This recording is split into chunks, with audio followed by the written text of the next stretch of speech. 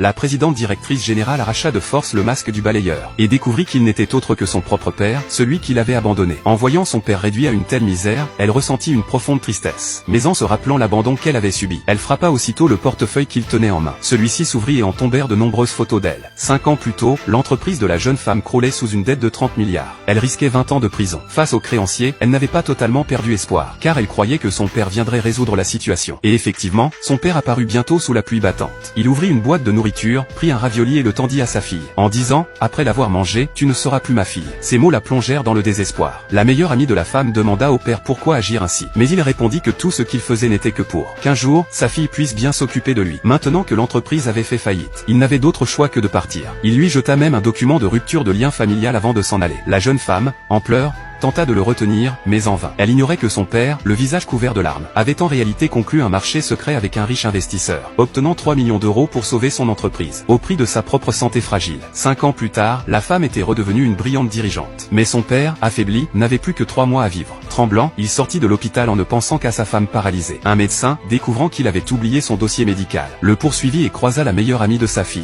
Celle-ci, intriguée, demanda ce qu'il avait. Le médecin révéla qu'il avait échangé son droit à des soins contre un investissement de 3 millions d'euros, 5 ans plus tôt. L'ami comprit avec stupeur que celui que tous croyaient sans cœur avait en réalité sacrifié sa vie pour sauver sa fille. Mais au même moment, le père, mal compris, signait devant sa fille une rupture officielle de leur lien filial. Un peu plus tôt, alors qu'il balayait les rues, il avait vu sa fille entrer dans une fête d'anniversaire. En voulant lui rapporter le cadeau oublié dans la voiture, il avait malencontreusement renversé une table de boisson. Reconnu, il s'excusa et promit de rembourser les dégâts. La fille confirma son identité en l'appelant. Puis, arrachant son masque, elle découvrit son visage familier. Le père sortit un vieux portefeuille, affirmant qu'il trouverait un moyen de rembourser. Mais en tombèrent des photos de sa fille. Émue, elle lui demanda pourquoi les conserver encore. Un homme s'interposa, insinuant que le père cherchait à susciter la pitié. Sous les moqueries, le vieil homme voulut récupérer son portefeuille et partir. Mais la dirigeante lui proposa un marché. S'il rompait publiquement leur lien, elle lui rendrait son portefeuille et lui donnerait 1 million d'euros. Le médecin lui avait interdit l'alcool. Il refusa sans hésitation. Mais croyant que l'argent offert était insuffisant, la jeune femme augmenta la somme à 3 millions. Pensant à son épouse qui avait besoin d'une opération coûteuse, le père accepta. La fille, convaincue de sa cupidité, fit verser du jus de tomate dans son verre de vin. Il but sans hésiter, voulant lui prouver qu'il ne serait jamais son fardeau. La scène fut filmée et diffusée sur les réseaux sociaux. Le médecin et l'ami la virent aussitôt. Alertée du danger, l'ami accourut à l'hôtel. Mais elle trouva le père déjà effondré au sol. En larmes, elle cria à la fille. Les 3 millions d'il y a 5 ans, c'est ton père que tu méprisais qui les a obtenus, au prix de sa propre vie.